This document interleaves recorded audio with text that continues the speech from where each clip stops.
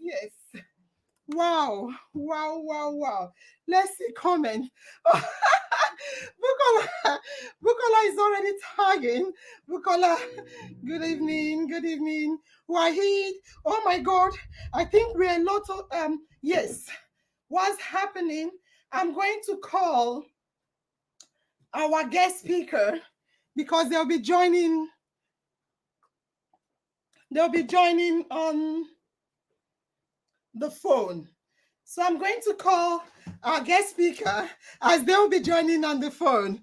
You guys should continue to tag. Don't know what's happening. Continue tagging. Let me call the guest speaker as they will be joining on the phone. Yeah. So let's see what the house are saying. Fred Sonny. Ooh, Fred Sonny has changed his profile picture. This is lovely. Yes, Fred Sonny. Yeah. I'll be calling the guest speaker now. This call cannot be completed as your... Oh dear. I needed WhatsApp.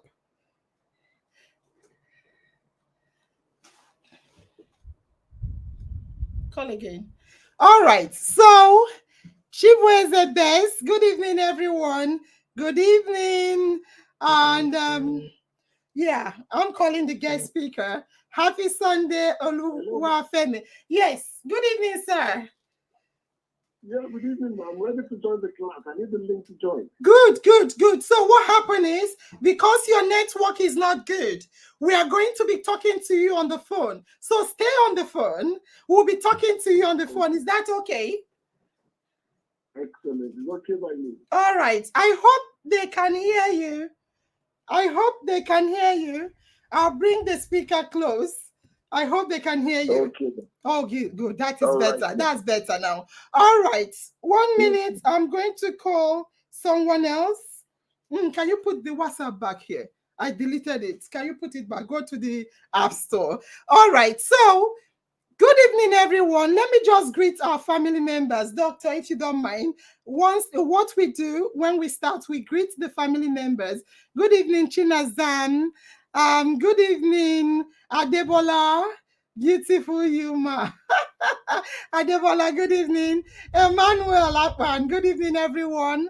Good evening, Emmanuel. And Sylvia, good evening. Happy Green Sunday. You're looking amazing. Okay, because of my attire. So 1 minute. I don't know the number, is in our mind number. Yes. So Princess Ozioma said better. All right. I think our viewership is low tonight. You guys should keep tagging your friends, share it on your Facebook walls. Okay. All right. So good evening, everyone. You are all welcome to In Our Mind Talk Show.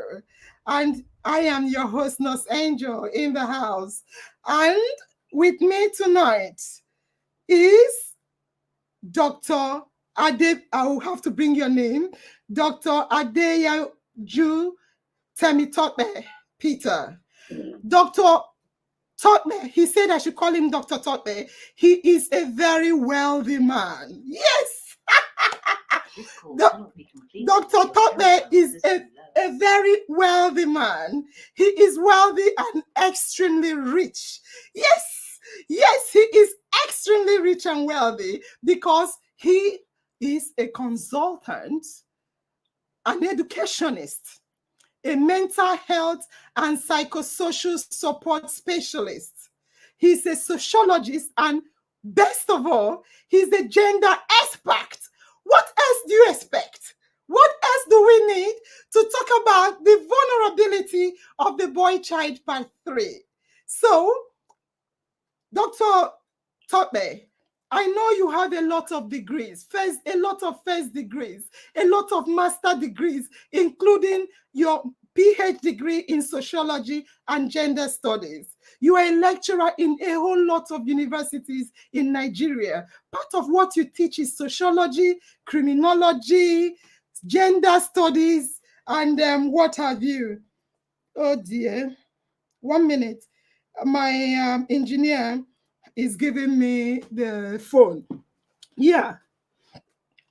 So part of what you teach is criminology and security studies and a whole lot of other lectures. And you are here filled with information to give to the family. Oh my God, I have a very important call right now. Oh my God, I have a very important caller right now, but I have to continue the talk show. Let me say to him, excuse me. Hello, sir. Good evening, sir. Yeah, good evening, sir. I'm on the live show. I'll give you a call after the live show, sir. Okay. But I will, sir, since you're here, I will tell the family that you want to say hello to them. Do you want to say hello to them, sir? Please. There are whole lots of them listening to the talk show. Do you want to greet them, sir? I know this is unaware. Oh, he has caught. Okay, that's fine. This is the big boss. We'll talk about it later, Colin. Okay, so Dr. Temi and Tope, I want you to say a few words to the family, please. Say a few words to the family. Thank you so much.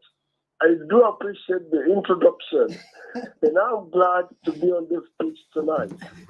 And there is this very assured fact that I need to share with everyone that it's going to be very good tonight, and it's very promising. And I'm so glad because all of us here tonight are going to gain something very positive. And I'm certain that everyone will also be glad that he or she is here present and that he also is beneficiary of tonight's activities. Okay, Dr. Tope, they say you should speak out louder, please. Speak louder, please. Okay.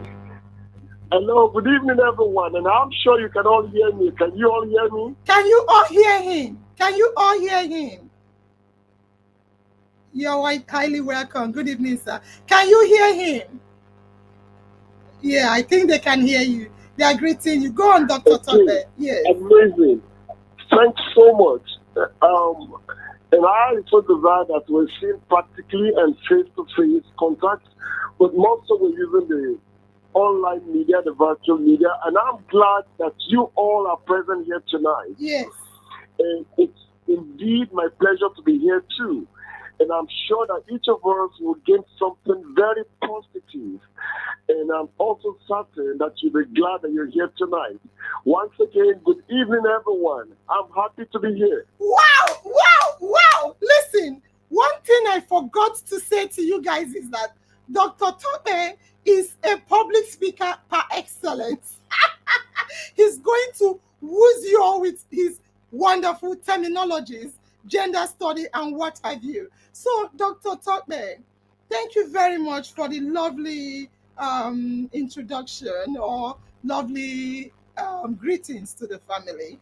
I want to say to you, Dr. Tope, that this is the part 3 of the boy child. Before now, we have had the part 1, 2, 3, and 4 of the vulnerable girl child. We've also discussed the struggles of the woman, and currently we are looking at the part 3 of the vulnerable boy child. Why we contacted you is because you are a gender expert. We've had previously other people talking about the boy child and their vulnerability. So we are happy, as you said to us, we will all be filled with information because you're too wealthy with information. So, Dr. Tope, I want to ask you a question. Do you have a male child? The answer is yes.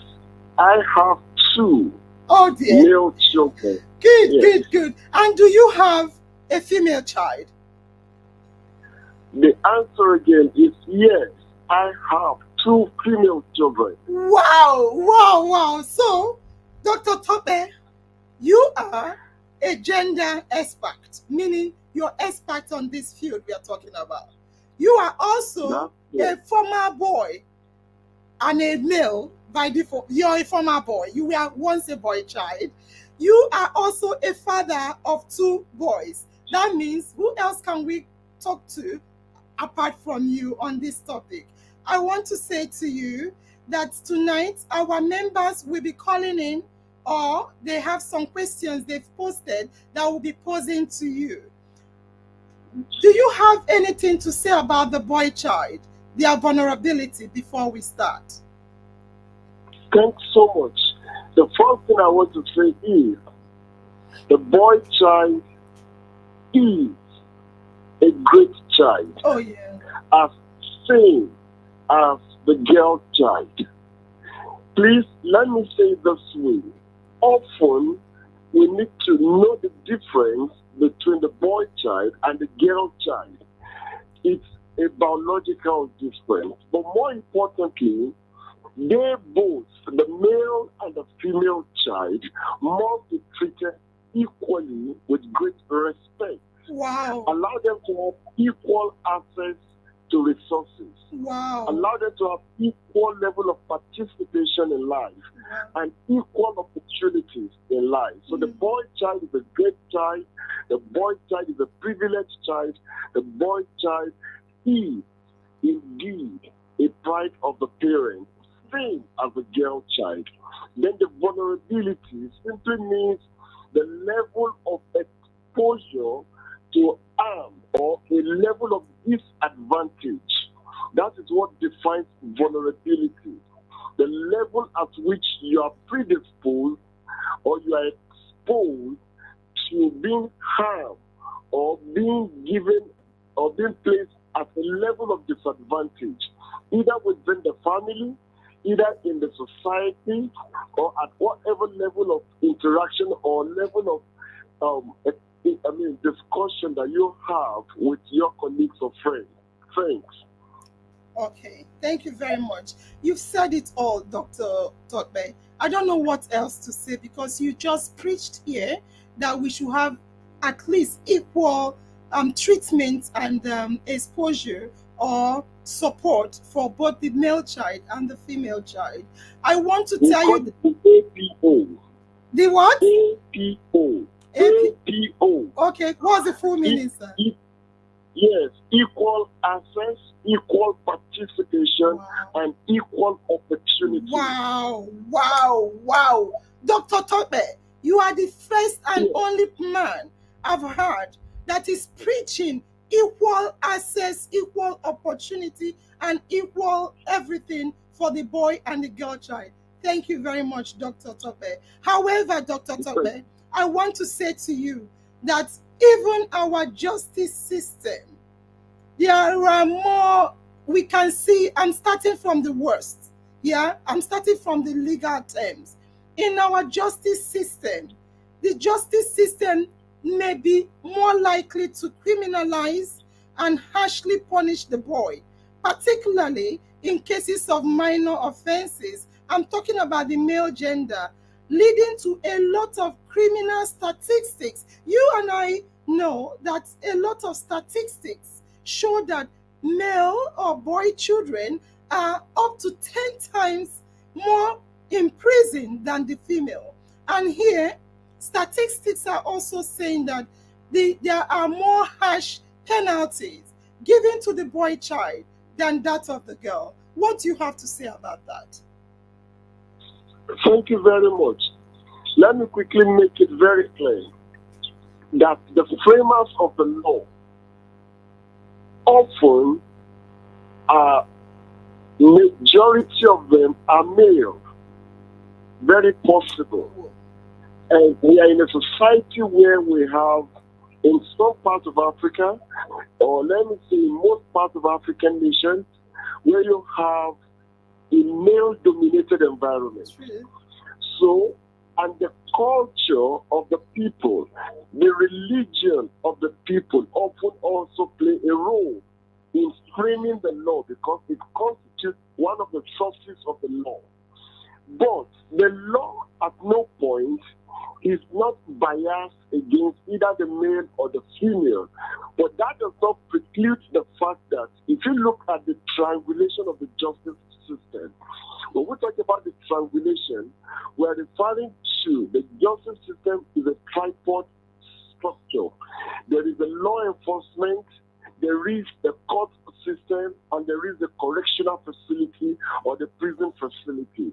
So when we talk about the criminalization of the boy child, the increase of the percentage of the boy child in the correctional facility or in the prison facility, or the harsh penalty given to the boy child, it is not because the law is biased.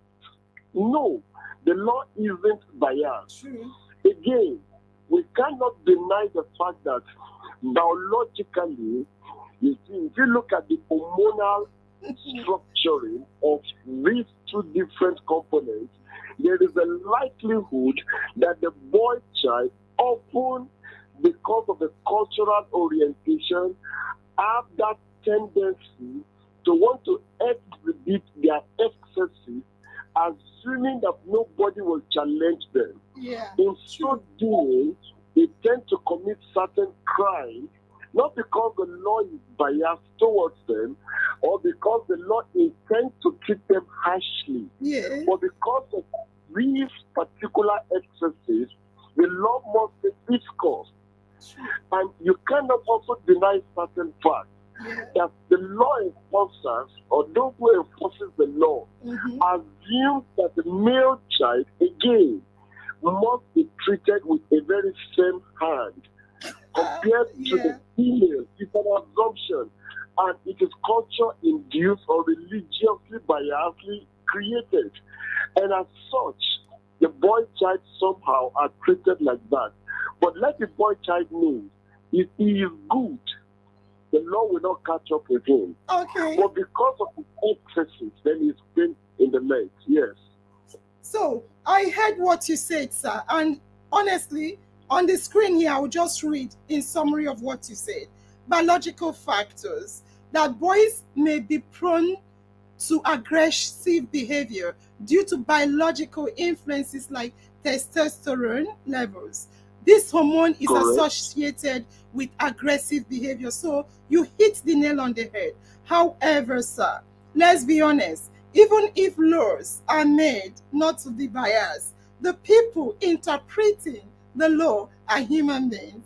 The people that are Yeah. supposed to implement them are human beings.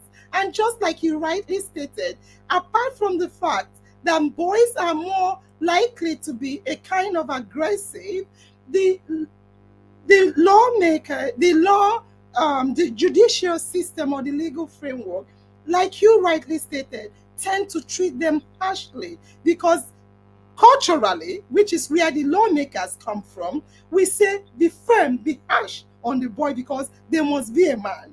But when they see a woman, even if the law is supposed to be unbiased, they tend to soften up when they are treating the woman. I'm so happy with your response, sir. I think you hit the nail on the head.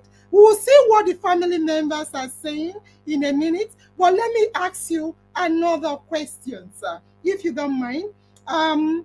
We have always talk about, which you rightly summarize, that religion, family members, tradition, even in a large extent, the government, they tend to um, be harsh, or in the family system, we train them, we say, be a man, be a man, be a strong boy, don't cry. So the question now is, how do we support our sons to have emotional development? Boys are often taught to suppress their emotional state of pain. If a boy is crying, a girl is allowed to cry.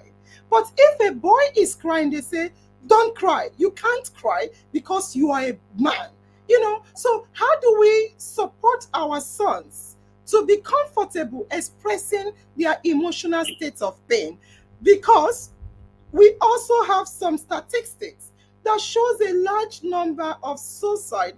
I know you read mental health and you give support to mental health.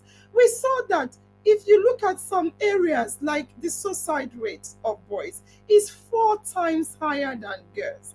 Does that have any relationship with the fact that boys are made or taught to suppress their emotional state of pain? Thank you, sir. Thank you very much. Now, when we talk about the suppression of their emotional balancing, and let me critically say it this way. Biologically, we have what you call physiology, we have what you call anatomy, we have what you call pathology. Please permit me to define these three variables or concepts. Now, anatomy is simply the structures of the body, the component part of the body, and they are correctly positioned within the body. Now, when we talk about physiology, it is now the roles or the function that each part of this body performs. Number 3 is the pathology. That is the abnormal functioning of each of these component parts of the body. Now let's find a nexus, a correlation, a relationship between these three variables. Okay. Now, nature has it that so long you do not have a pathology, there is a likelihood when certain stimulus occur, the body will respond naturally. So the issue of emotion, now I'm very careful enough not to go theoretical or not to be too unnecessarily academic. Okay. So I'm going to be as simplistic as possible. Yes, the religion, the family, the members of the society, the tradition, and the government often tends to suppress these main emotions. But I repeat, medically or physiologically or biologically, often they are natural responses in life. Exactly. It's like the tears from the eyes. Nobody can stop it. If you put a tear gas or pepper in someone's eyes, you can't suppress it. The body will respond. If there is cold, the shivering thermogenesis, the body will shiver. All right? When there is heat, you want to you need the main air. So that natural responses helps describe the emotional balancing of the body biologically. The body will respond. Now, when we talk about this suppression, it is a deliberate act that either the culture or the environment is structured in such a way to harden to a level of extent. It can be the male or the female. Sometimes too, some women or female or girl child are asked, please, can't you control yourself? Suppress your emotion. But please, the issue of emotion is the natural state of the mind. The responses can either be positive or negative, but when we talk about the suppressing of it, it is induced. It is not because it is naturally created. It will naturally respond on its own self, except if there is a pathology. So let me also say this so that everybody can learn from what I'm saying. Thank you, sir. Your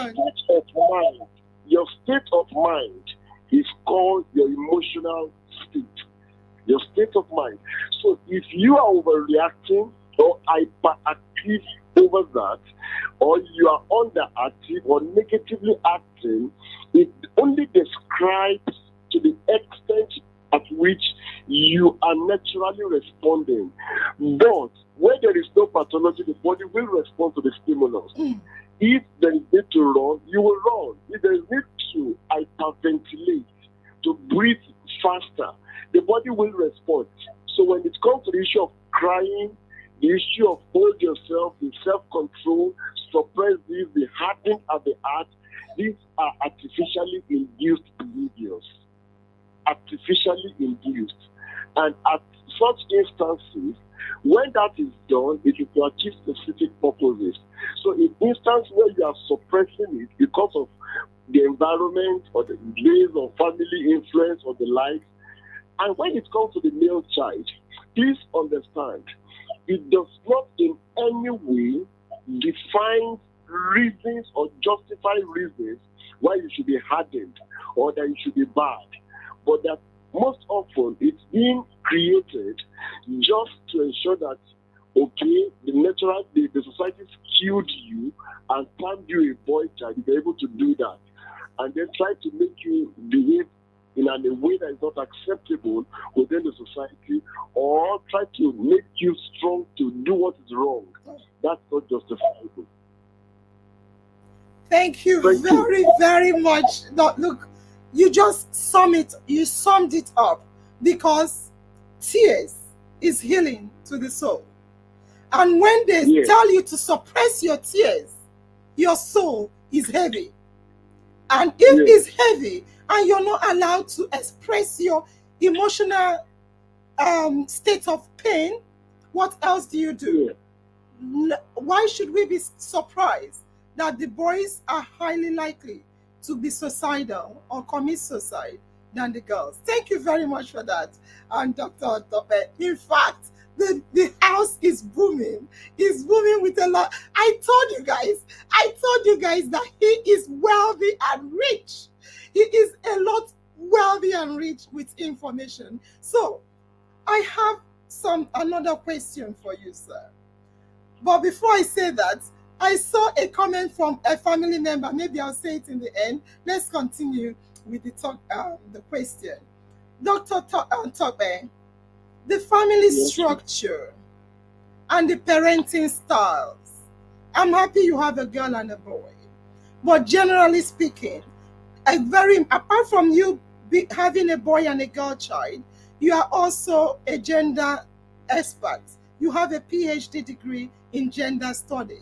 So you have done a lot of research and you are aware of basic statistics of how we have our family system, the parenting styles.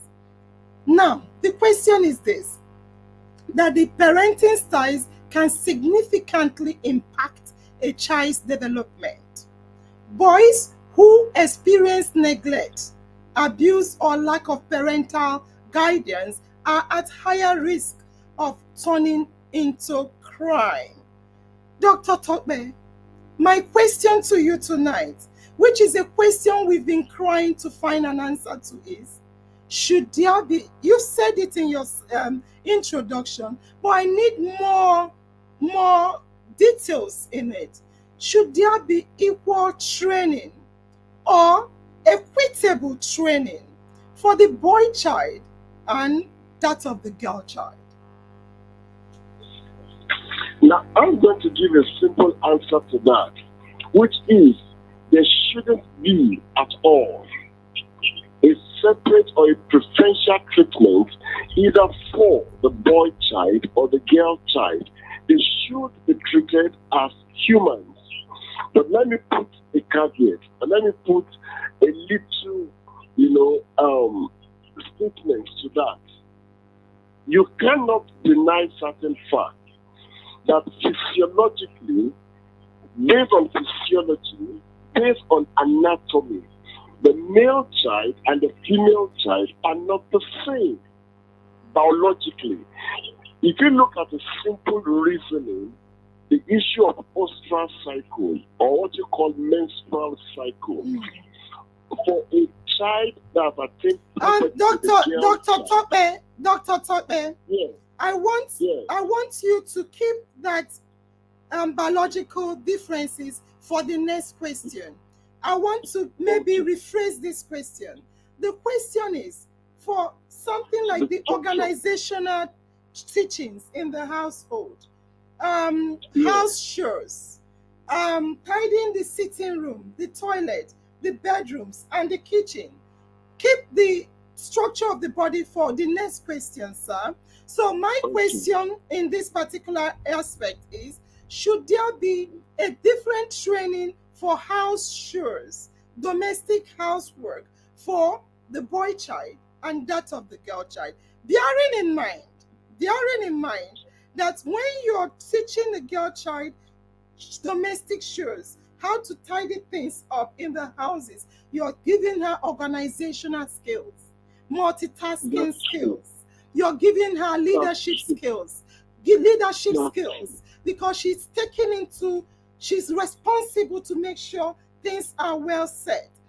Is there supposed to be a separate training in the house chores from that of the boys, especially when you now tend to say in some academic field, oh, the girls are doing better than guys, or the girls are more intelligent than guys? Is it because of all this basic skill training that are taught in the house, which includes organizational skills, management skills, multitasking skills, leadership skills, and what have you? Thank you very much. Please let me premise my discussion on the fact that I am not ignorant of certain culturally induced behaviors or motivational behaviors. Let's understand the peculiarity. But first, there should not be any form of difference or stereotyping in the functions or duties that a child performs in the house on the basis of gender. The answer is no, there should not be. That the boy child, he should sweep the floor. There is a girl child, both the girl and the boy should sweep the floor, wash the plate, wash the clothes, wash the car. At the same time, do all the house chores. There is even the cooking in the kitchen. The boy should be taught to cook. But now, owing to this fundamental fact, some culture are responsible for most of these deviations from normal. I call them deviations from normal. Please let's understand. It is not normal that your male child cannot wash his clothes, that he cannot sweep the floor, that your boy child cannot cook, that your boy child cannot keep himself clean, cannot keep his room tidy. It's unhealthy. It's not normal. So culture tends to give undue preference and tend to stereotype even duties in the house. At some instances, the culture even will demand that the girl should serve the boy. These are not normal. They are not right. Again, either it is culturally induced, religiously induced, societally constructed, they are not normal. More so, we are in a developed age. We are in an advanced technological age where both the boy child and the girl child compete for survival and seek opportunity for recognition. And they will all at the same time be asked to pass the measures of tests. So you see no reason if you go out of your parents' guide and you realize you've got to survive. You can't sweep. You can't clean up your clothes. Then you are introducing germs. You're going to introduce diseases for yourself. You're going to keep your house unkept. You're going to predispose yourself to harms and diseases and infections. Wow. You cannot cook, therefore you can't eat a healthy food. Wow. You're going to eat outside, get so many noroviruses, foodborne diseases, waterborne diseases because of your unhealthy habits being taught at home. No. Parenting is good. Parents have a role. It is the role of the parents, both the male and the female parents, to ensure that both the boy child is exposed, is properly tutored to learn to cook, to learn to keep the house clean, to learn to wash his clothes, keep his nails neat, and so on. There's so much to learn. Doctor, look, house, family. I forgot to say it. I think I said to you guys, but part of what he Dr. Tope's qualification is public health. When you hear public health, all the infectious diseases, all the airborne bacterial diseases and everything, he is an expert in it.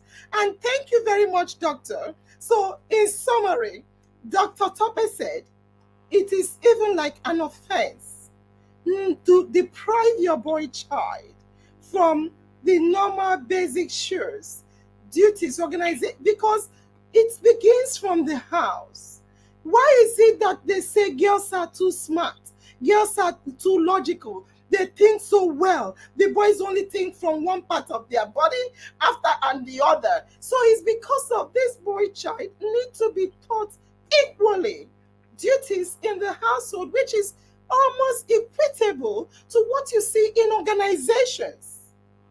Because when you are working in an organization, you have a lot of tasks, you have a lot of things to get done, prioritization. Or when you give a girl child duty, she knows if she puts something on the fire, she times it. And time management is what she's developing. So back to you again, because I heard you talking about the biological makeup of the boy and the girl, which is an obvious fact that we have said it time without number. I don't want to influence you with my idea, but we've talked about it time without number.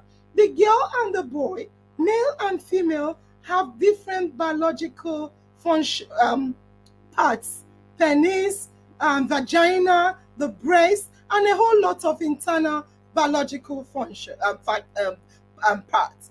However, Dr. Tope, we want to hear from you, the expert, both in gender and public health.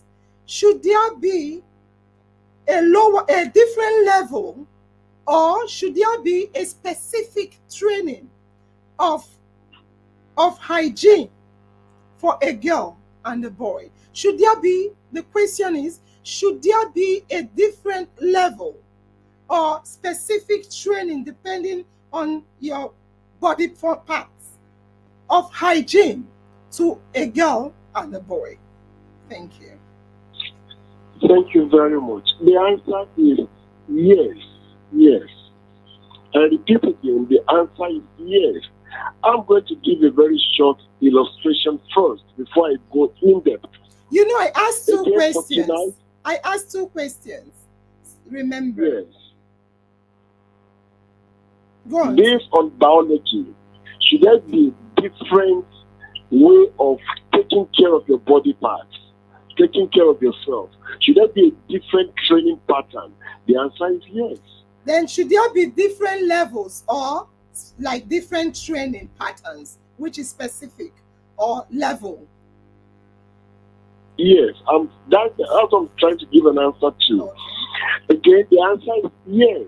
Please, we need to pay attention. Thank you. As much as possible, I'm not going to be too academical. I'm going to see this is a discussion where I'm discussing with my friends. Family. Everyone listening tonight, you're all my friend, you're all family, we all belong to the same family. All right? So in our Mind Talk Show, it's all about you. It's all about me. It's all about our society. It's all about how healthy can we be and how better can the society be. So please, the answer is, I repeat again, yes. For the girl child, look at this short illustration, please. And for the girl child, I'm happy when you mention some secondary sexual structures. Yes, the vagina, all right, the penis for the boy, the vagina for the girl child, all right, and then you talk about the breast, you talk about the testes. Now, it's only saying that there are certain things that are present in the boys and some are also absent in the girls. They are present in the girls, they are also absent in the boys. Now, take the vagina, for example.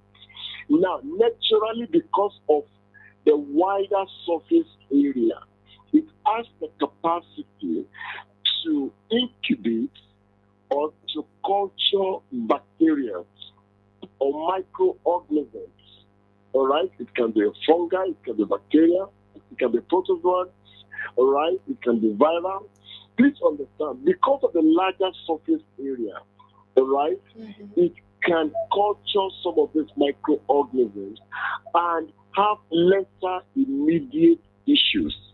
But compared to the boy child, his own orifice, his own opening on the penis is small. Now, if any bacteria gets there, it creates what we call a stenosis, all right? More like a stricture, all right, that tends to impede or disturb the flow of urine. So you see a painful sensation. For the girl child, she can incubate it for a longer time, but the boy Correct. cannot incubate it for a longer time. Correct. Yes. So that determines the kind of care. Now look at the breast too, before the neck lets down. All right? Now again, you see the amount of predisposition that you can have to unhealthy environment is a matter of consideration. For the girl child, it tells you how healthy you must be. You can't use anyhow pad. You cannot recycle your pad. You cannot say to yourself, I can use anyhow trash, dirty clothes. Hey, you are introducing, remember, we call that portal of entry of diseases. The eye is a portal of entry. Yes. The ear is a portal of entry. The mouth, the nose, the vagina itself, the skin.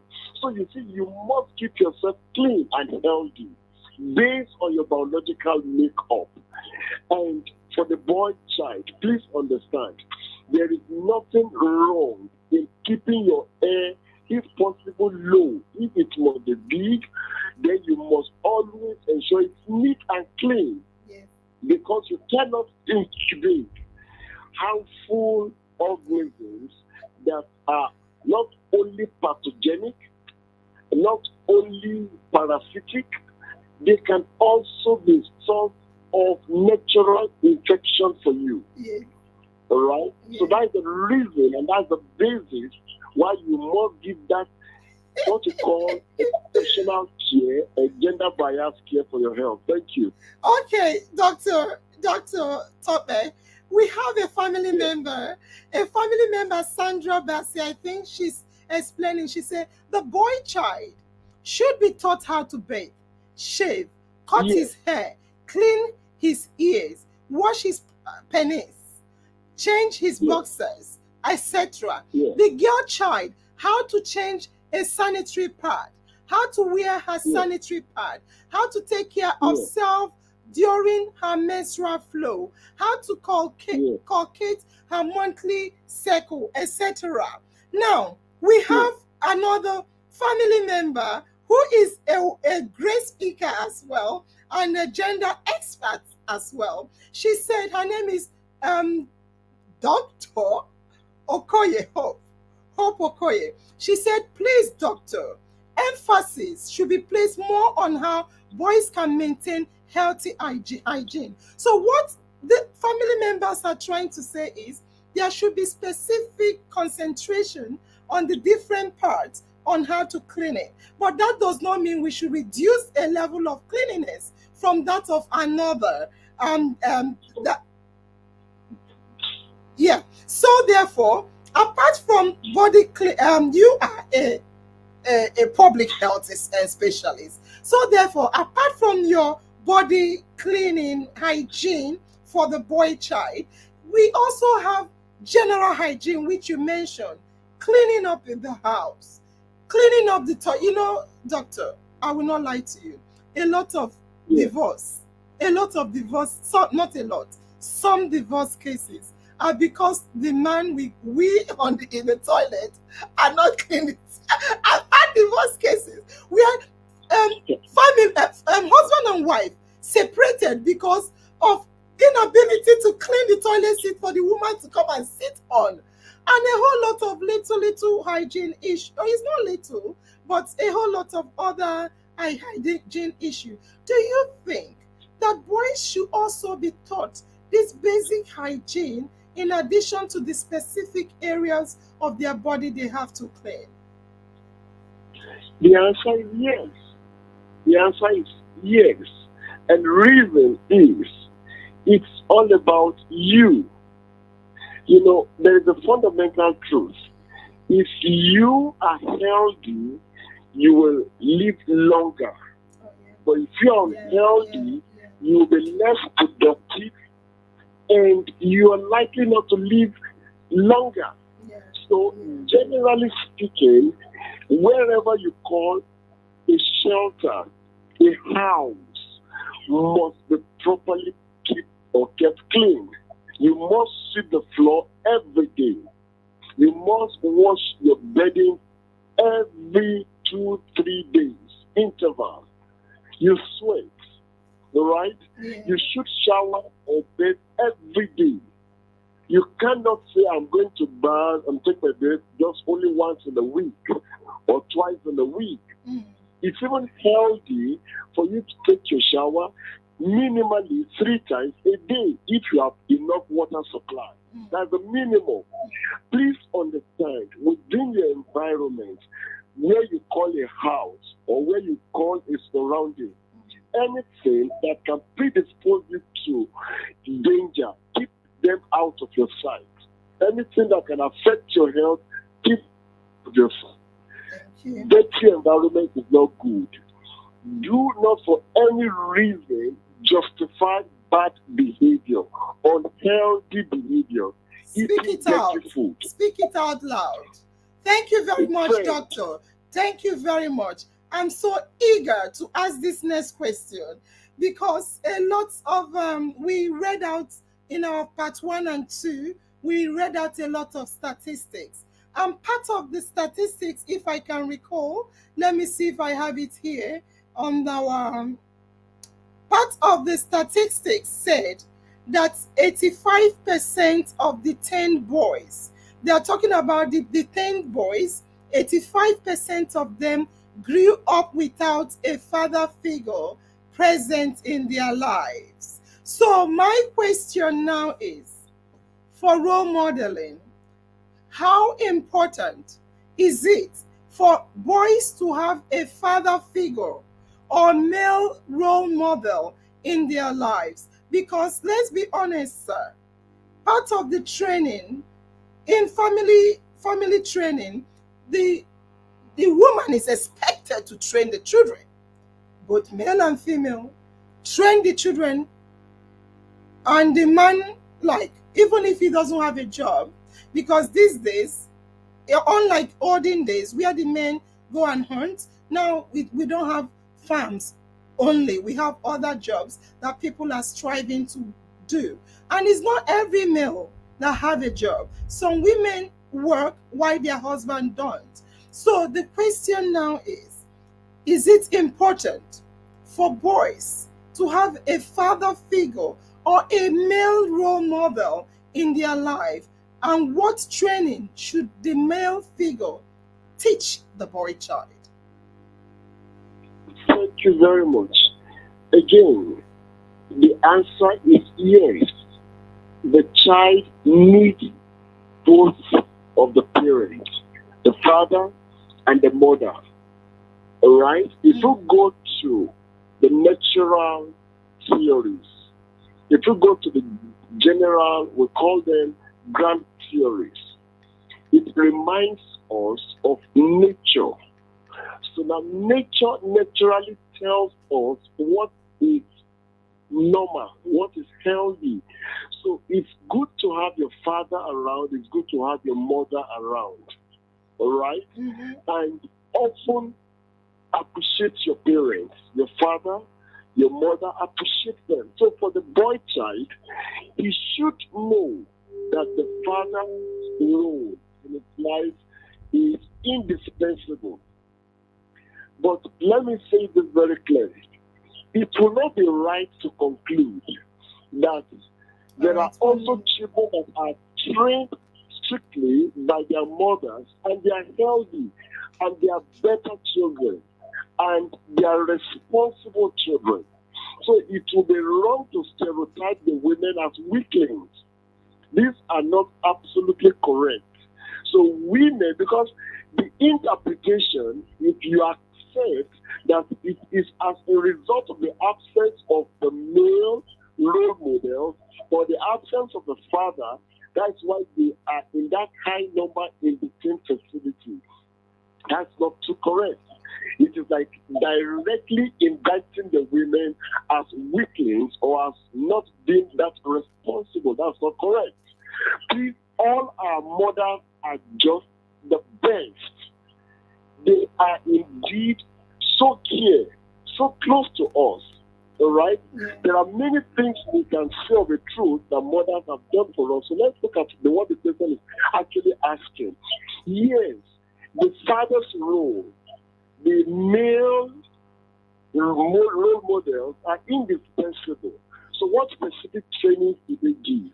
Number one, they teach you specific societal role that is assigned to the gender. Okay. All right, to the male gender. Take for instance, if you talk about going for hunting, going to farm, going to do some cultural activities, that does not mean that the female cannot do it. The male child can learn more, all right, from the male role models. Why? Gender also naturally allows free flow of thoughts sometimes. All right? Because it's a male role model or it's your father, he sees it so easy to share with you, and you also find it easy to ask further questions. And because of that biological or anatomical or physiological uniqueness, those knowledge are easily transferable. They are easily imbibed. Compared to when you have a female more around you, you see, he or she may not have that willing attitude to share with you, or may be deficient in sharing the correctness of the idea with you. But there are other roles too, all right? Okay. Now, for those who are assumed, that's my assumption, that 85% of the boy child in the teen facility is as a result of single parenting. I honestly will decline. I honestly will not, subscribe or absolutely believe. But if it's a product of a research, that means it's a valid knowledge. But there are also children who are tutored or trained by their fathers and mothers who are also within the teen facilities. Yes. Okay? Yes. But if the largeness of this number is as a result of single parenting or absence of the male side, it's not a way of indicting the female, but it's simply saying that the male role models are indispensable and that they are also healthy. What happens to a child, a boy child, whose father dies when he's young? Thank you. Is that a justified reason to engage in crime? The answer is no. Okay, Dr. Temitope, thank you very much for your teaching, and we heard you say that figure is you say no to it. I know you are a researcher because you're Yes, a ma'am. doctorate degree holder, and you know, and I agree with you that majority of the statistics we get are underreported. If we have that Yes. statistics, is highly under. For me, I will not say no, I will say under. Under, because there are more to it than what we have. Because it's not everyone that is being recorded in statistics. Nonetheless, Yes. we have heard your point. We have heard your point. I have here online Dr. Miriam. She's also a doctor, like a professor to be in the university. She teaches in what do you call it? Army Academy or something. she teaches in what is it?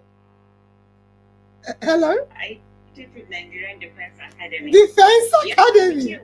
Defense. Yes, we can hear you. I said I'll teach with Nigerian Defense Academy, Kaduna. Yes. So, doctor is also a gender-based expert, because that is part of what she teaches as well. Doctor, we were asking a question. You know, generally speaking, doctor, especially as we all, every one of us on this platform, we agree that the women are left to, generally speaking, train the children. That does not mean in a lot of homes the men do not. There are people that also do, but generally speaking, women are the people that are given the sole responsibility to train the child. Even if you're a worker, you're still the mother. You have to train your children. So we have seen a lot of statistics. Let's be honest again. Even if we want to take away statistics, we have a lot of people you see on the street. A lot of male. We have women as well, but in a little number. We have a lot of males on the streets, a lot of crimes committed by male children, and some of them are even victims of crime.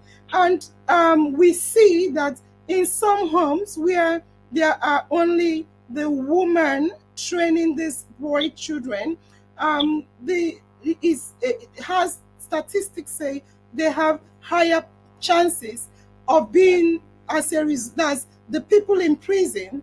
Statistics shows that 85% of them come from a woman, a lack of father figure, while 15% of the same boy children in prison come from both mother and father. So I know, as a woman, I said it the last time and I was being questioned.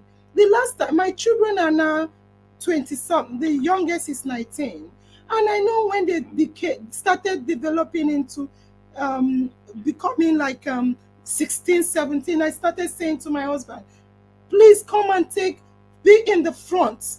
For the boys, be in the front. Because if there are certain things a young guy of 18, like the doctor said here, cannot discuss with me. And even like, for instance, I do because of the area we are, we do urine dig for our children monthly to ensure that they are out of street drugs. And yeah, so my husband has to go in the room with them so that they'll bring the urine out and give to him. There are certain things I can do with my children that are now of age, puberty age, 18 years old and 19, 20, 21. There are certain things I can't do with them as a woman. Even if I can train them, there are certain rules. Even if they don't have male father in the house, do they need a male role model to come in for children when you're training them? That is the question. Yes.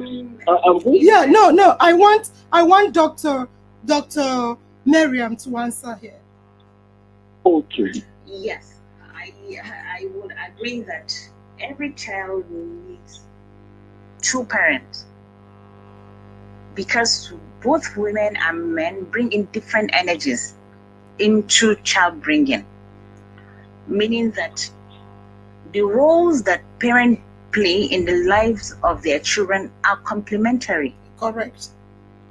Yes, because as women, you see how children tend to gravitate towards their mothers, because of how we are wired. You know, we are wired to be nurturers. You know, so and then because of what society has already defined our roles as homemakers, there are certain traits that we pass on to these children. You know, some studies have shown that because of how we are, we women are transformational when it comes to directing our children. What do I mean by transformational? We tend to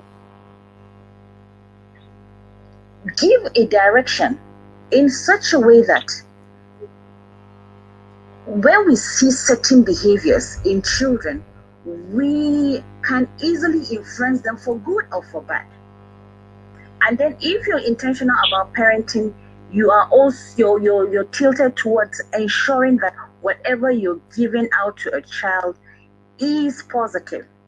Now, the male energy that I'm now talking about that the children need for balance is because men naturally, because of their makeup, are more direct when it comes to what they want to see out of children.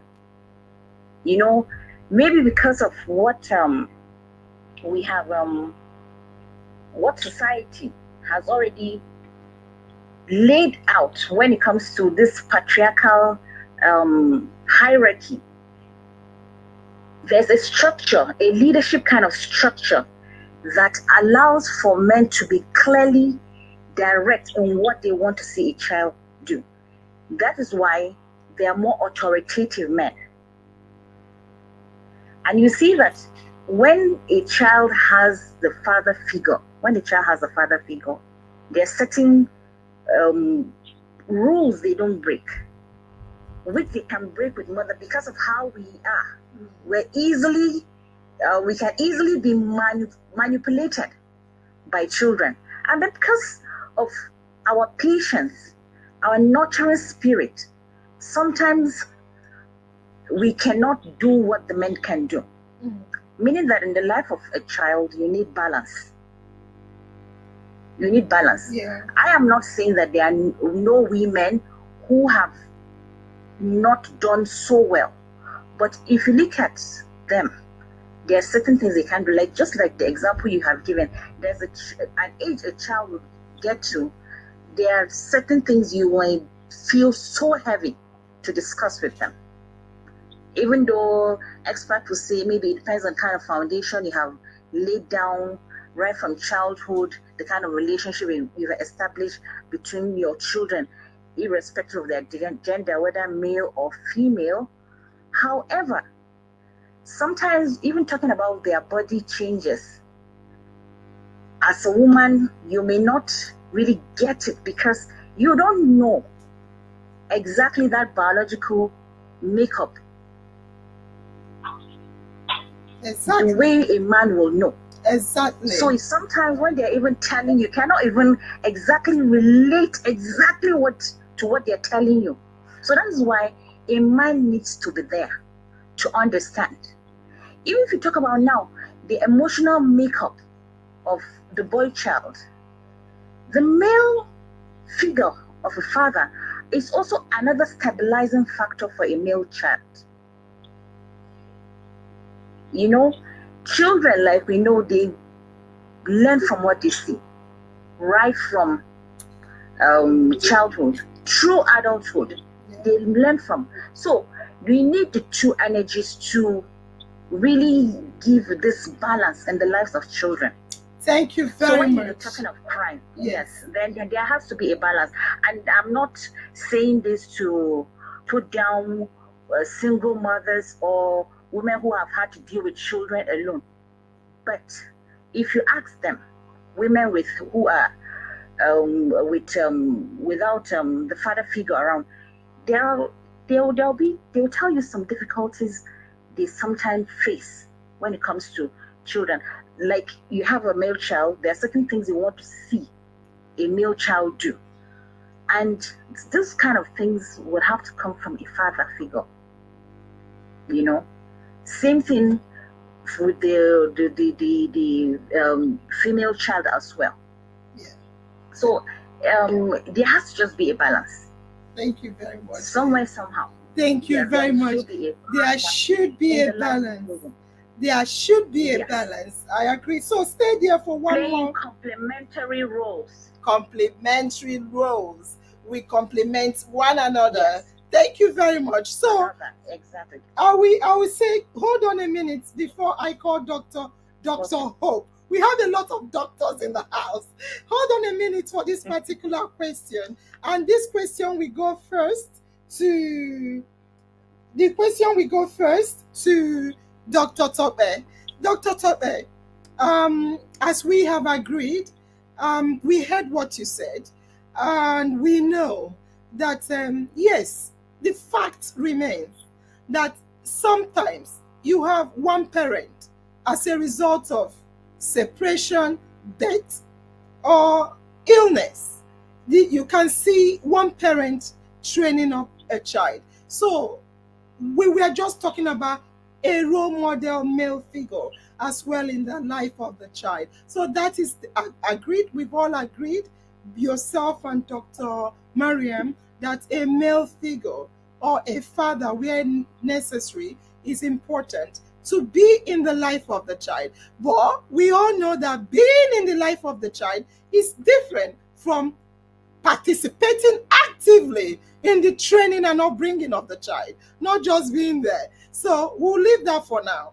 The next question we want to ask is based on mental health, and which you, Dr. Tope, you are a professional in this. So, boys and young men, statistics, and even with research, you will know that boys and young men are less likely to seek help for their mental health issues due to stigma or societal expectation about masculinity.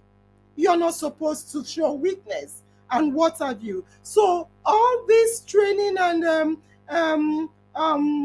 telling them not to show emotion also bring about the fact that they are less likely to seek help for mental health issues. An untreated mental health problem can sometimes manifest as criminal behavior, which we know, because sometimes they may not know you are really mentally ill, and because you have not sorted for or gone to talk about the fact that you are having difficulties, you are being termed criminal. What do you have to say about this, Doctor? Okay, thank you very much. Yes, I'm glad because usually a forum like this provides an avenue for every participant to learn. Yes. This is an avenue that your heart should be open. The reason is it gives you a very high level of information that can save you and protect you. Yeah. When we talk about mental health, we're referring to your total well-being with specific reference to your sense of reasoning and judgment.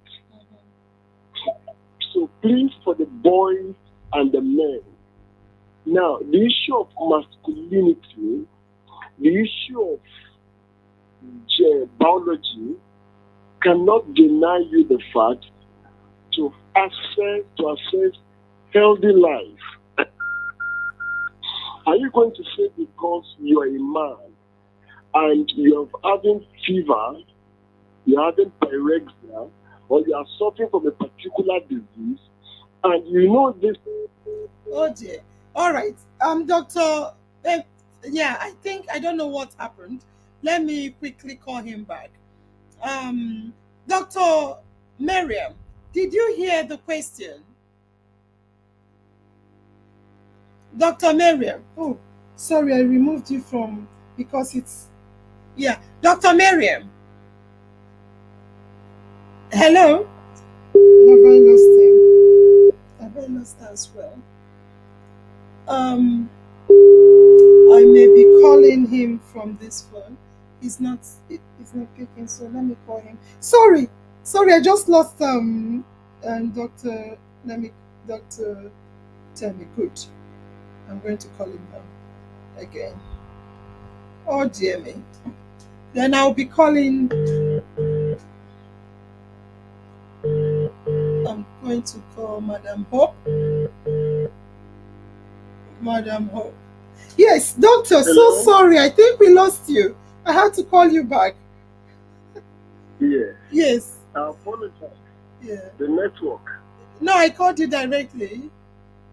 I think there's Okay. something, yeah. Go on. Can I go in? Please do. Please. Okay.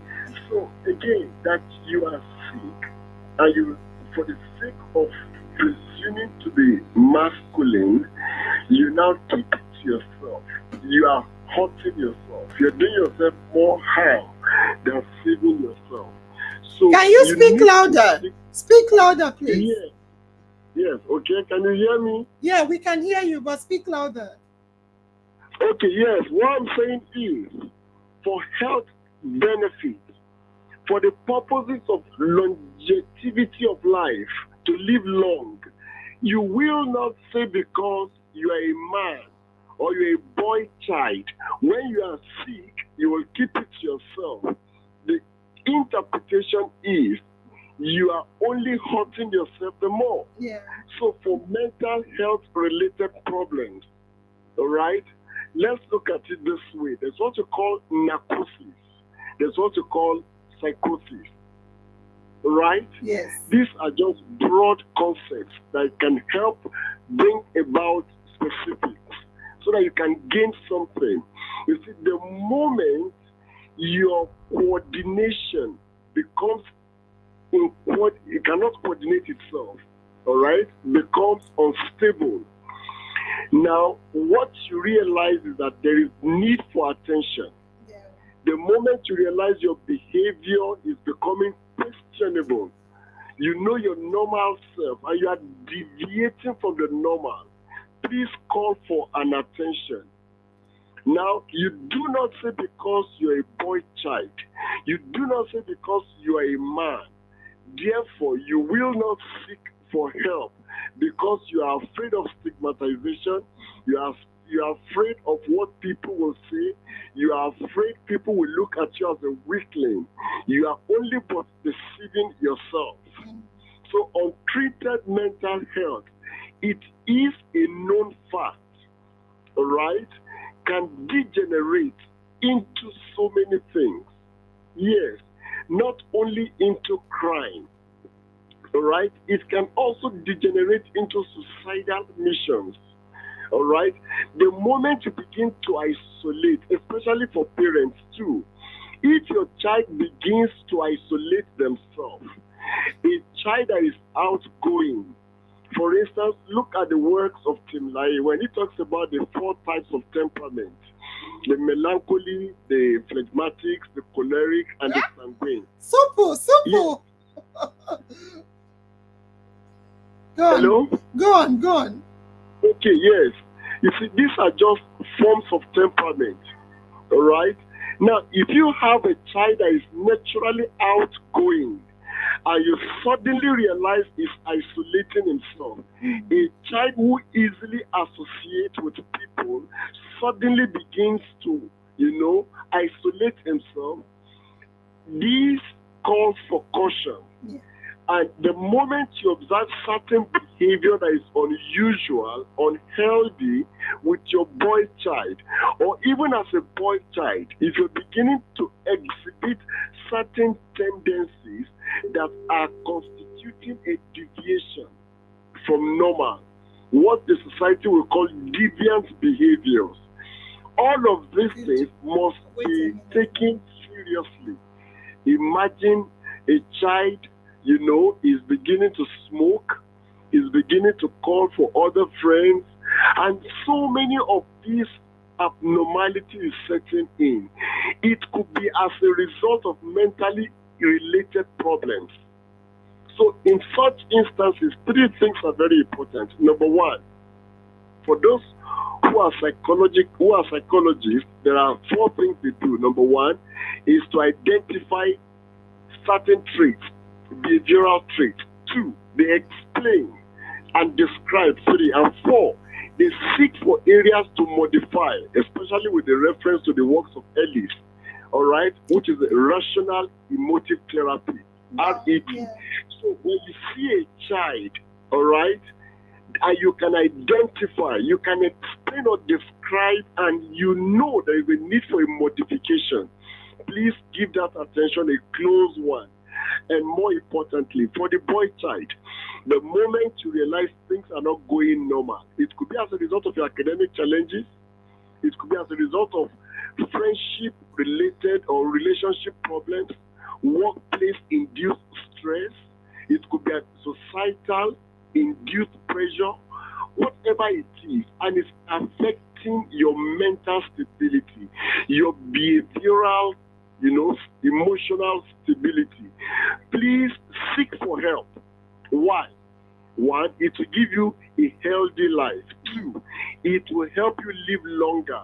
And three, it will make you a better fit person in a society. You'll be more productive and you will contribute to your society better. Wonderful. Wonderful. So it's very important for us to seek for help, for our boy child to seek for help. Thank you very much, Doctor. And I have a question, and we have on the line now Dr. Hope. Dr. Hope is here, the field doctor. So, Doctor, we have in some societies, boys may, because we want to round up quickly, boys may face more pressure to be financial providers. We all know that a lot of times they say you're a man, you must be the breadwinner, you must provide for the household. And if you look at what is happening in our societies today, a lot of women are now going into the workforce. In fact, some people even say there is a kind of a bit of a bias against the man. And yet, the boys are now trained to be financial providers. When they become an adult, they have a lot of pressures, coupled with the lack of economic opportunity to gain a job. Now, what we are looking at is that this is why sometimes they go into very hard criminal activities. There is a man I was speaking to the other day. He was talking about money rituals and what have you, which I don't think exists, but that is me. And I was saying, why are people going into it? He said a lot of men are going into it. I said to him, why? He said, because if you go home and the pressure is on you to provide and you don't have jobs, you will just easily fall into criminal activities. My question now is, what do we do to change the mindset of a kind of more expectation and bigger responsibility given to one gender over the other? Can we allow Dr. Hope to talk about this? Then you will conclude on it. Dr. Hope. Hello, in our mind family, greetings. You are welcome. They are screaming now. Yeah. I must tell you, if you ask me, it's not actually the pressure on the male to provide that is causing this problem that we are talking about. A lot of factors are involved here. Okay. Mind you that somebody going to school, you are not just going to school because you want to go and get white-collar job. Okay. You are going to acquire knowledge, to develop your mind, to apply it in real life, irrespective of what you want to do. It's just that people, if you are talking about, the problem we have is not even unemployment or financial pressure. That is not the problem we have. Because even these people, the youths were claiming that unemployed. They are unemployable. They are unemployable. What do you mean? You understand? Yes. I meant what I'm saying, and we all understand what I'm saying. The other day, Dangote had to, hello? Yes, we can hear you loud and clear. The other day, Dangote had to employ people from outside this country. Wow. And we have youth. We don't have skills. We are just going there to acquire certificates. We go there to do cultism, to do all manner without bending down to learn and acquire knowledge and come out. I bet you today that if a young man who had gone to acquire knowledge in the university, maybe the mother was a akara fryer in one corner in their community, and while he was a child and trying to use a boy child here. Yes.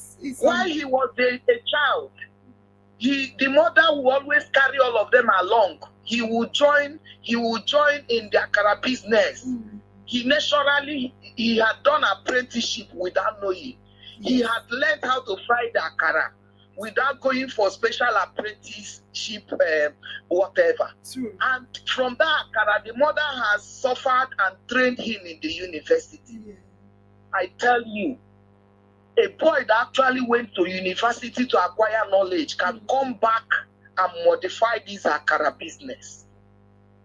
With the technology and everything we have today, you can find out that he will package this akara business even as a boy.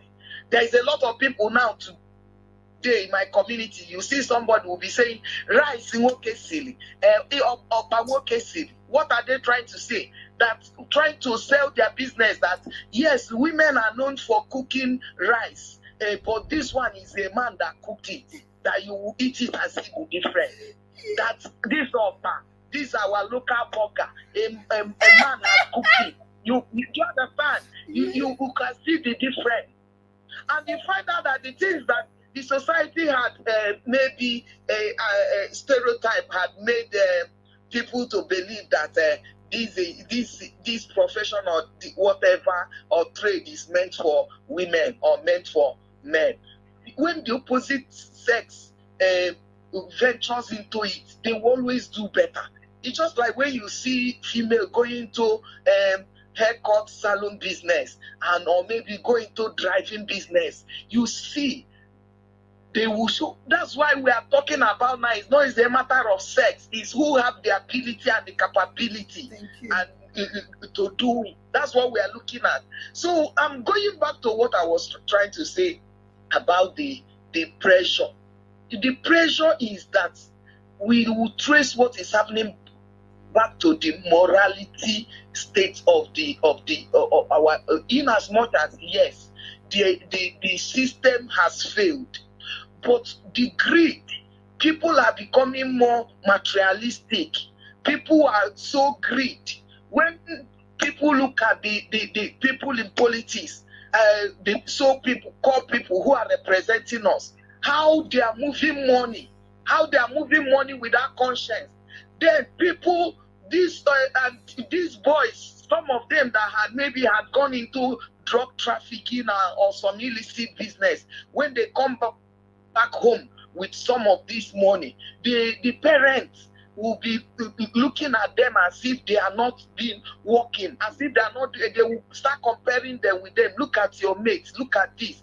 All this is a matter of greed.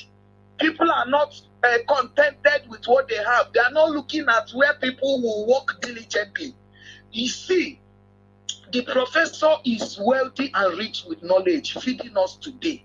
But I'm telling you that this same professor, if we look at what is happening today, if you go back to the society and community, when he goes to the Umunna meeting, they may even look down at him because he's not bringing money and spreading.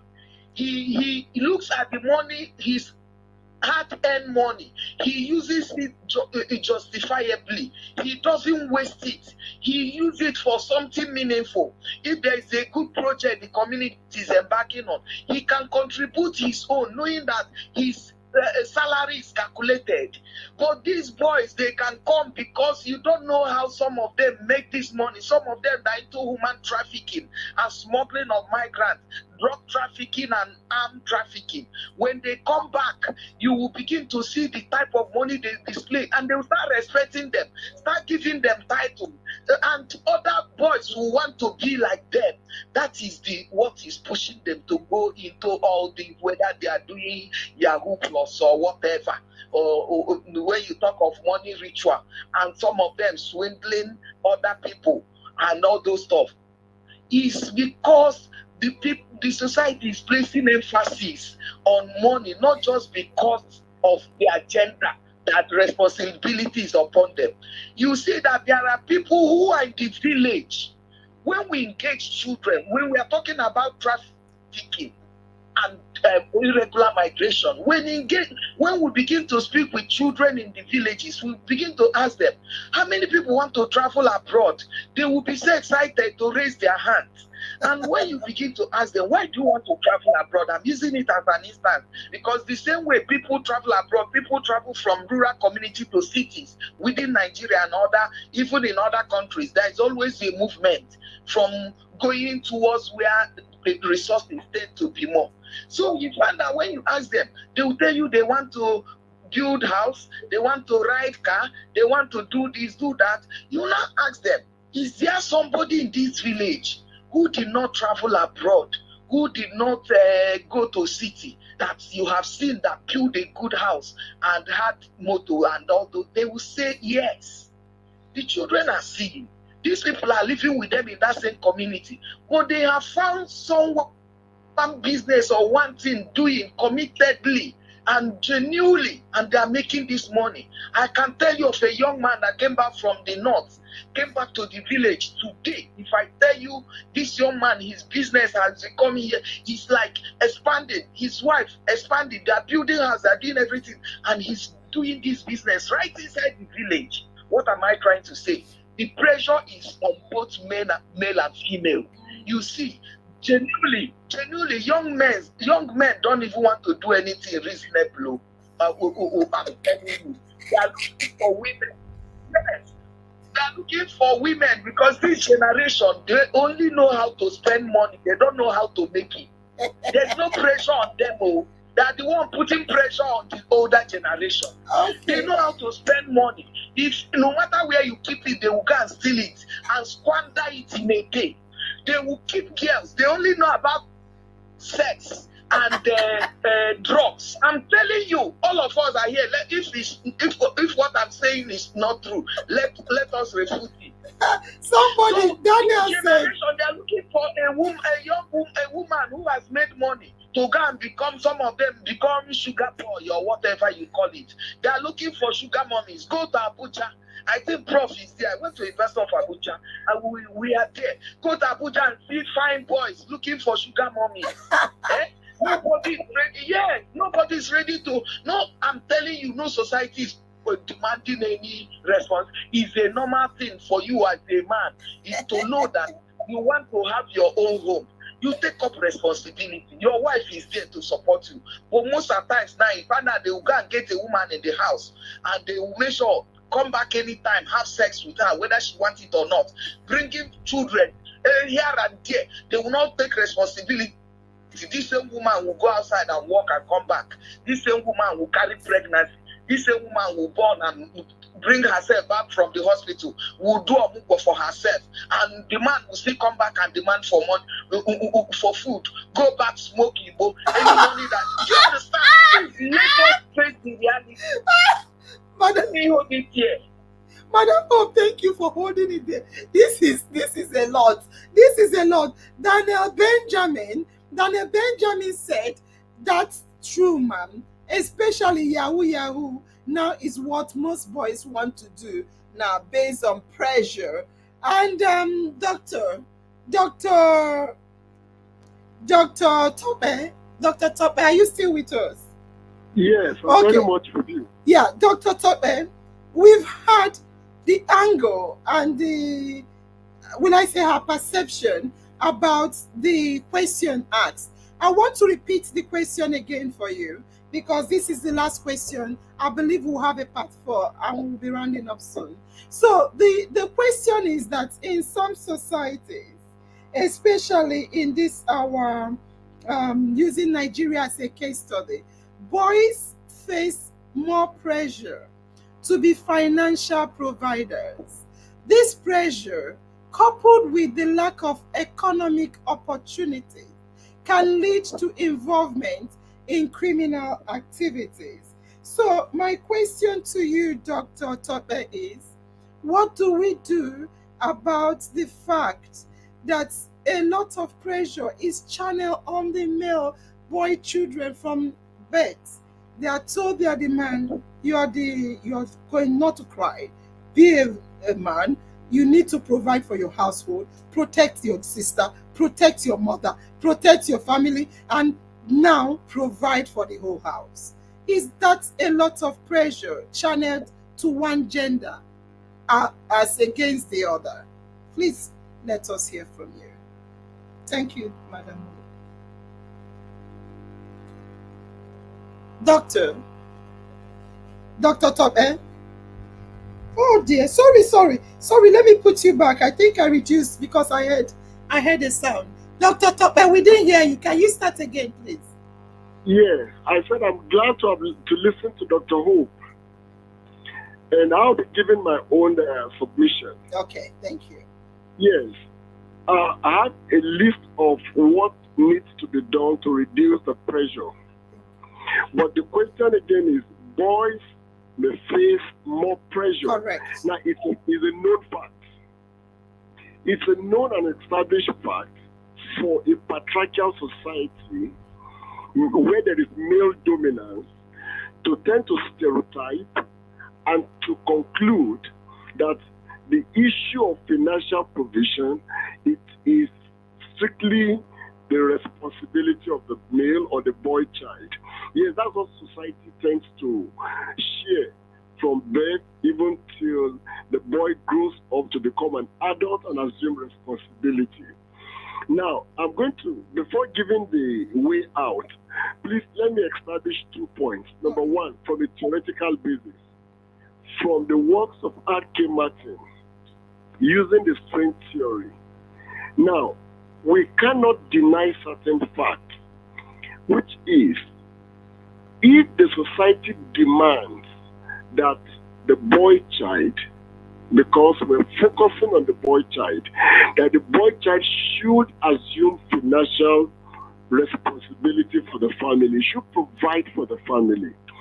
Now, in a society where there is an increased unemployment rate, we cannot deny that in Nigeria, we cannot deny that fact in Africa, that majority of our youth are grossly unemployed. It's an established fact from the Nigerian Bureau of Statistics, from the NDE, even from the Ministry of Finance, from their report, from CBN, from all of that, even from the World Bank and the WHO report. All of these facts are there.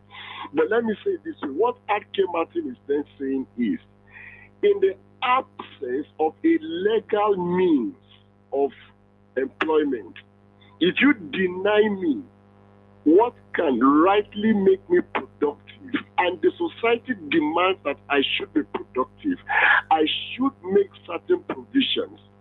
Now, I will then therefore seek for alternative means, so that I can also be financially responsible. And that is why the search for alternative means of creating wealth, Yahoo, drug, robbery, and the like, like Dr. Hope rightly said, even the issue of a boy going seeking for sugar mommy or the likes, it is because the society has denied a larger proportion of this youth what you call legal means of employment. We cannot deny that truth. Yes, she talked about the unemployable youth too. Now, I may be wrong, but let me establish this, that the issue of unemployability, all right, can be defined, can be discussed to a large extent.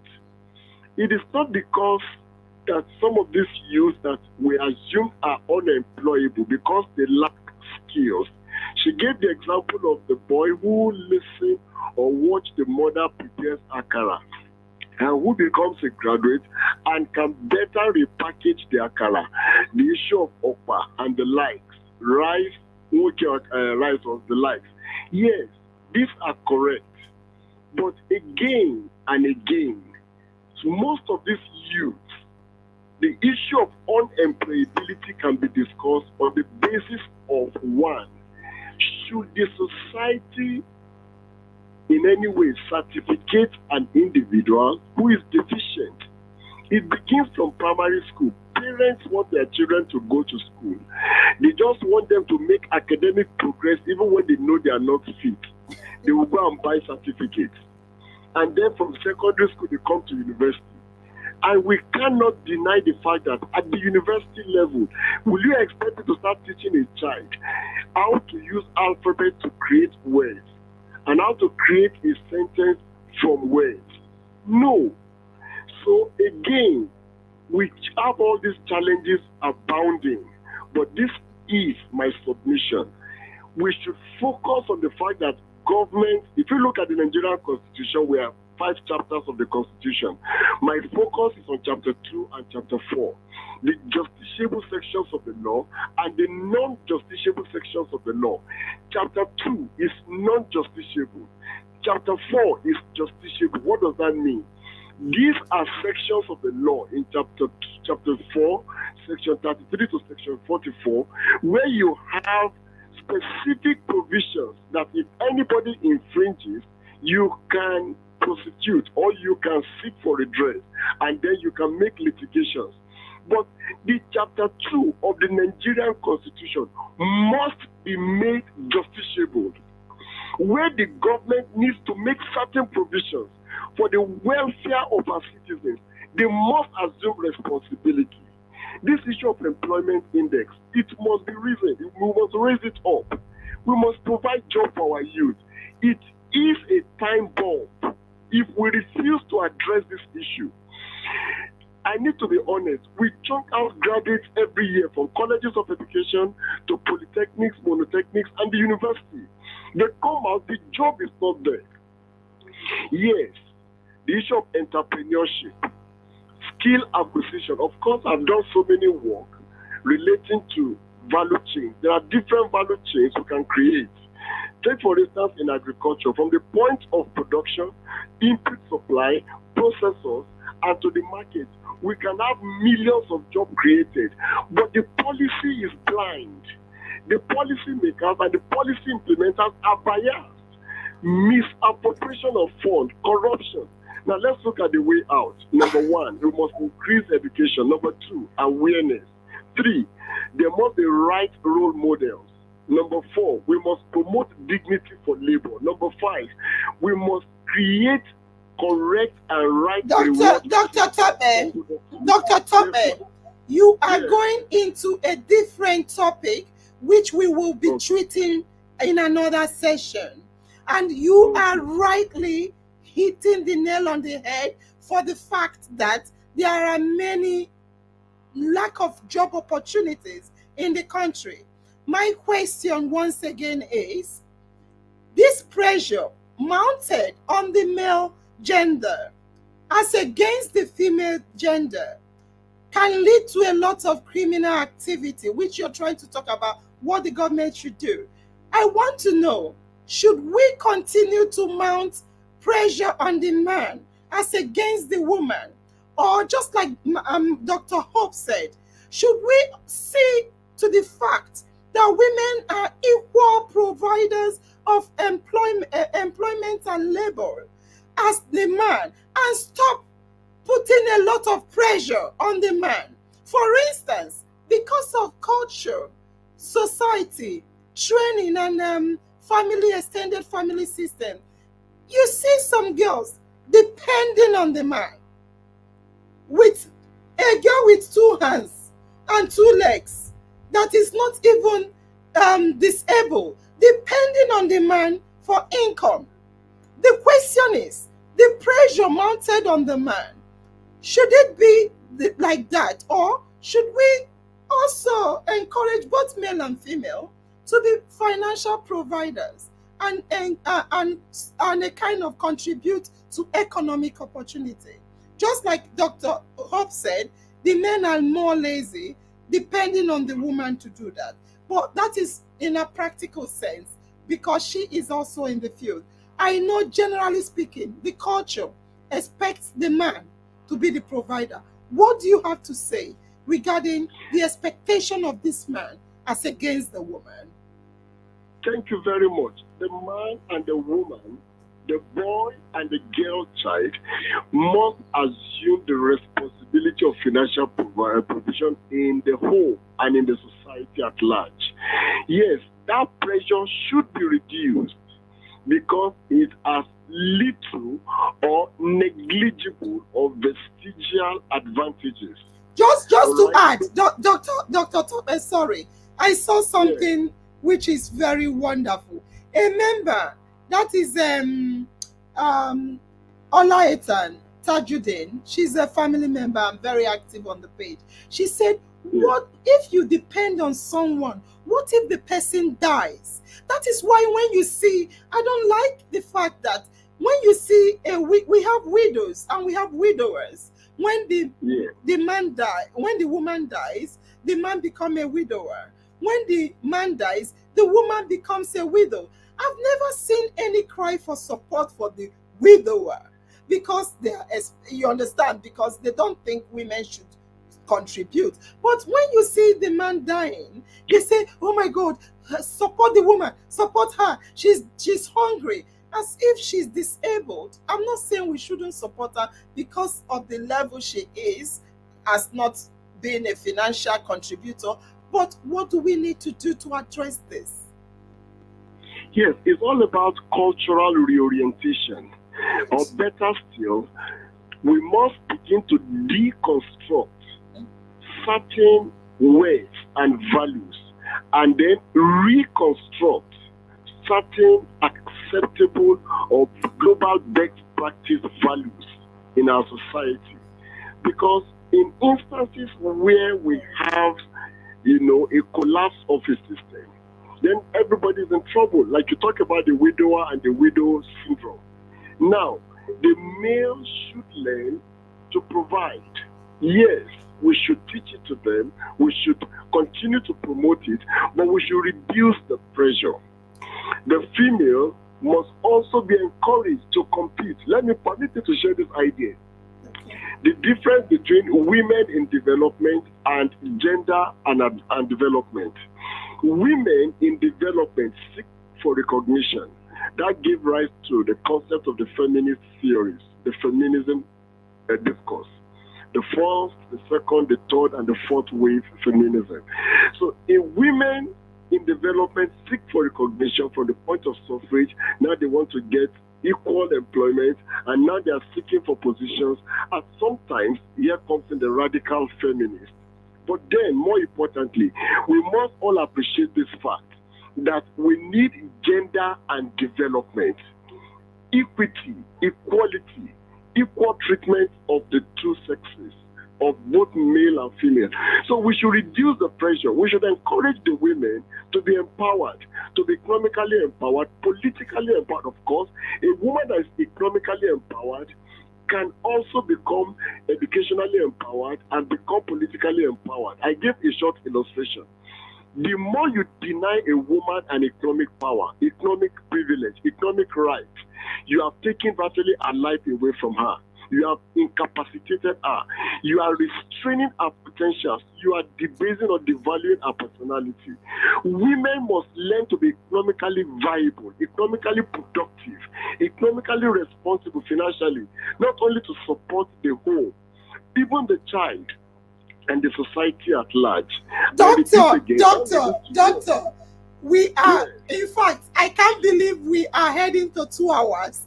This is supposed to be an hour show. We need to end. But doctor, you have to come back again. Dr. Hope, I know you have a lot to share, but we will suspend it right now. Okay, what I want to say is, I'm so excited tonight. The talk show tonight is like, for me, the best. We have wealth of knowledge in the house from Dr. Hope, Dr. Tope, and Dr. Miriam. We want to come back again for man versus woman before we do part 4 of the man child and the boy child. I want to have a discussion, debate, argument, and dialogue about the male versus the female vote. I think I'm hearing a lot of it tonight, and I'm so excited. But I want you guys to remain on, because I want to say this to the family. Family, we have a full resourced, wealthy house, and we need to end tonight. Remember, this is part 3 of the boy child. We need to start quickly to do the outreach for the boys. Remember, we did for the girls, and if we're talking about equality, we must do equally what we did for the girl child. Therefore, I want to announce to you that I have a whole lot of resources being supported by friends and well-wishers. Elsie, which is a friend of mine and a colleague, senior colleague of mine in the hospital, she said to me before I started the show that she's supporting this talk show for the boy child with the sum of £200. So we also have one Uzo.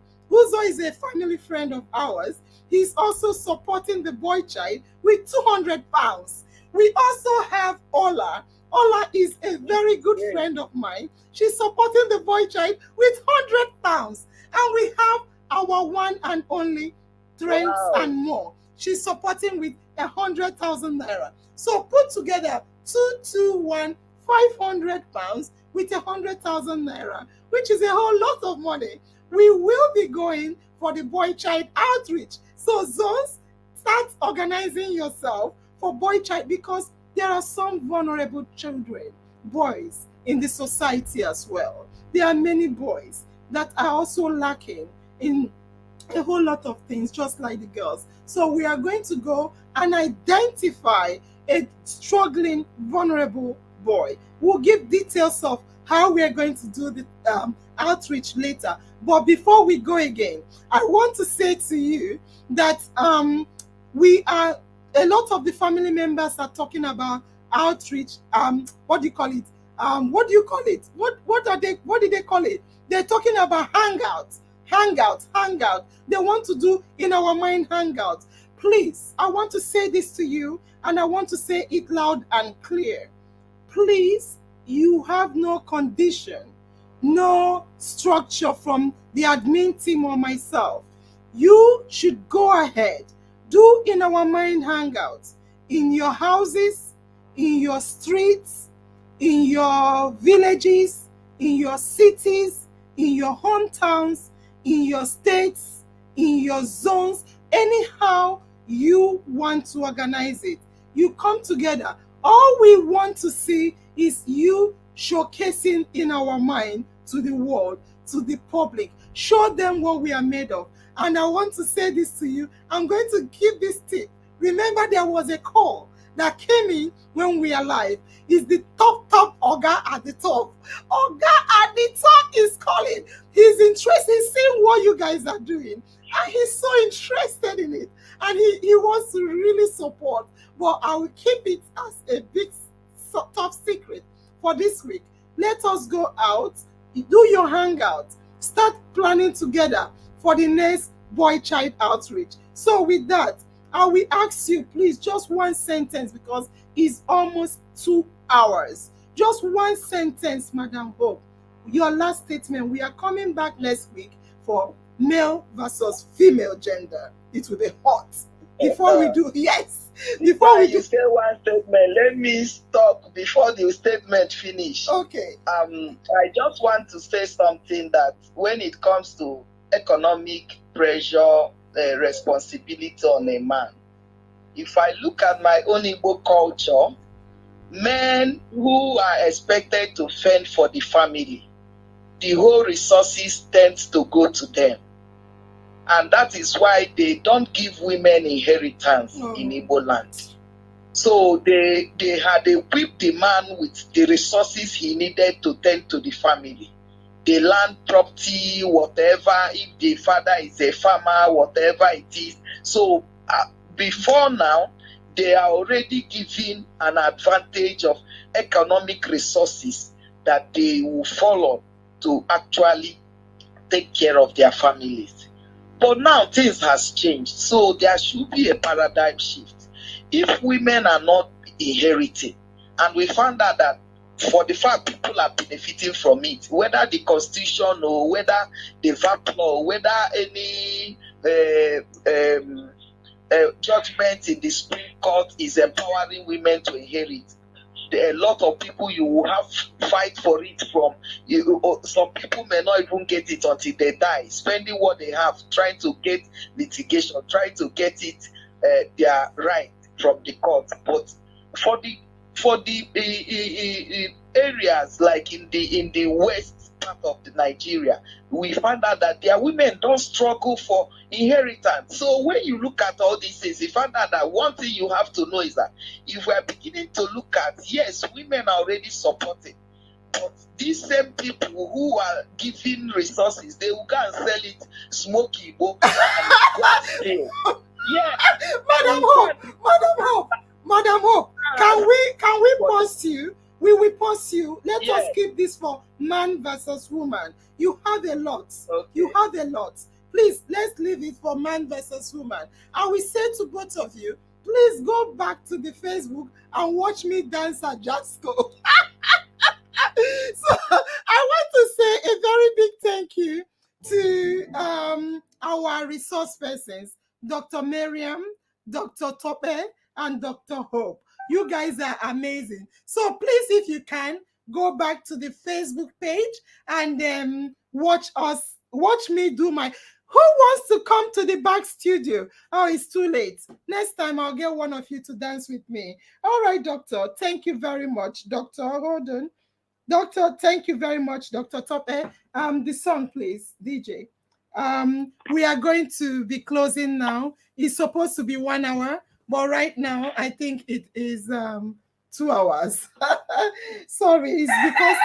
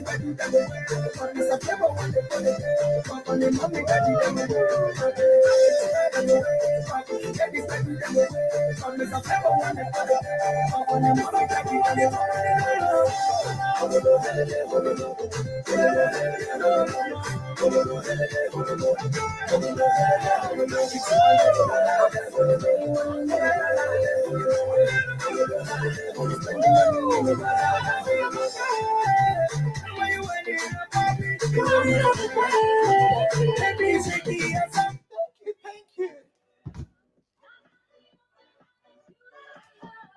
My phone is ringing. Doctor, I'm coming, doctor.